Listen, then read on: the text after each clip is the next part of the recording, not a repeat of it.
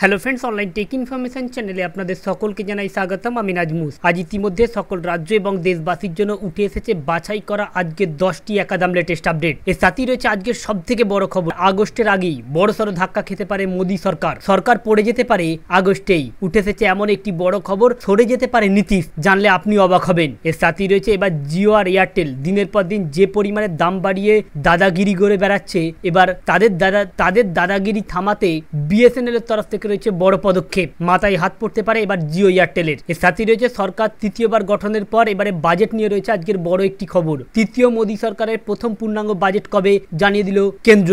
আর এবারে বাজেটে রয়েছে একের পর এক বড় বড় চমক। রয়েছে গরিব মধ্যবিত্ত পরিবারদের জন্য দারুণ খবর। অন্যদিকে রয়েছে আবার যাদের কাছে মূলত জনধন যোজনার অ্যাকাউন্ট রয়েছে তাদের জন্য দারুণ সুখবর। একই সাথে রয়েছে আজকের আবহাওয়া দপ্তরের তরফ থেকে বড় পূর্বাভাস, 12টি জেলাকে সতর্কতা। অন্যদিকে আবার ভয়াবহ বন্যা, এই পর্যন্ত 52 জনের মৃত্যু, 24 লাখ মানুষ ক্ষতিগ্রস্ত, জলের তলায় ভয়াবহ বন্যা পরিস্থিতি। আর আজকে মূলত থাকবে এই সকল বিষয়ের উপরই বিস্তারিতভাবে আলোচনা, তাই আপনি ভিডিওটি মোটেও স্কিপ না করে শেষ পর্যন্ত দেখতে থাকুন। প্রথমেই রয়েছে আজকের সব থেকে বড় খবর, মাত্র সরকার গঠন হচ্ছে 1 মাস, এর মাঝেই কেন্দ্রে মোদী সরকারের পতনের ভবিষ্যৎবাণী হয়ে গেল। হ্যাঁ, ঠিকই শুনেছেন। আর এই ভবিষ্যৎবাণী করে সকলকে চমকে দিয়েছেন আরজেডি প্রধান লালু প্রসাদ যাদব। তিনি নিজের দলের কর্মীদের তৈরি থাকার নির্দেশ দিলেন। গত শুক্রবার তিনি সংবাদ মাধ্যমের মুখোমুখি হয়ে বড় দাবি করেন। বিহারের প্রাক্তন মুখ্যমন্ত্রী তথা আরজেডি প্রধান লালু প্রসাদ যাদব বলেন, আমি সমস্ত দলীয় কর্মীদের প্রস্তুত থাকার আবেদন করছি, কারণ যে কোনো সময় ফের নির্বাচন হতে পারে। দিল্লিতে মোদী সরকার খুব দুর্বল এবং আগস্টের মধ্যেই তাদের পতন হতে পারে। প্রধানমন্ত্রী নরেন্দ্র মোদীর বৈধতা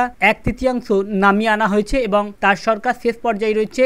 যে কোনো সময় সরকারের পতন হতে পারে বলে দাবি করেছেন কংগ্রেস। এরপরই আরজেডি প্রধান এই মন্তব্য করলেন। এর সাথেই রয়েছে আরও একটি বড় খবর, দিনের পর দিন জিও এবং এয়ারটেল যে পরিমাণে দাম বাড়াচ্ছে তাতে মাথায় হাত পড়ছে সাধারণ মানুষের। এবার তাদের দাদাগিরি শেষ করতে বিএসএনএল তরফ থেকে বড় পদক্ষেপ। সূত্রের খবর অনুযায়ী 4G পরিষেবা আরো বিস্তৃত করতে বিএসএনএল গোটা দেশ জুড়ে 10,000 4G টাওয়ার বসিয়েছে। বিএসএনএল এই নেটওয়ার্ক পরিকাঠামো গড়ে তুলেছে আত্মনির্ভর ভারত অভিযানের অধীনে। গোটা দেশে নতুন 10,000 টাওয়ার ইনস্টলেশন 4G পরিষেবা আরো উন্নত হবে বলে জানিয়েছে বিএসএনএল এর তরফ থেকে। অন্যদিকে রয়েছে আবহাওয়া দপ্তরের তরফ থেকে বড় পূর্বাভাস। ইতিমধ্যে উত্তর এবং দক্ষিণবঙ্গে প্রবেশ করেছে বর্ষা। আজ দক্ষিণবঙ্গের একাধিক জেলায় বৃষ্টির সম্ভাবনা রয়েছে। অপরদিকে আবার ভয়াবহ অবস্থা অসমে, বহু মানুষ ঘর ছাড়া, মৃত্যু সংখ্যাও বাড়ছে। সংবাদ সংস্থা এএনআই জানিয়েছে যে গত 24 ঘন্টায় আসামে বন্যা পরিস্থিতির অবনতি হয়েছে। সব মিলিয়ে 52 জনের মৃত্যু হয়েছে এবং কয়েক হাজার গ্রাম গৃহহীন হয়ে পড়েছে। বন্যার দ্বিতীয় পর্যায়ে রাজ্যের 35টি জেলার মধ্যে 30টি জেলা মারাত্মকভাবে ক্ষতিগ্রস্ত হওয়া, রাজ্য জুড়ে 24 লক্ষেরও বেশি মানুষ ক্ষতিগ্রস্ত হয়েছেন।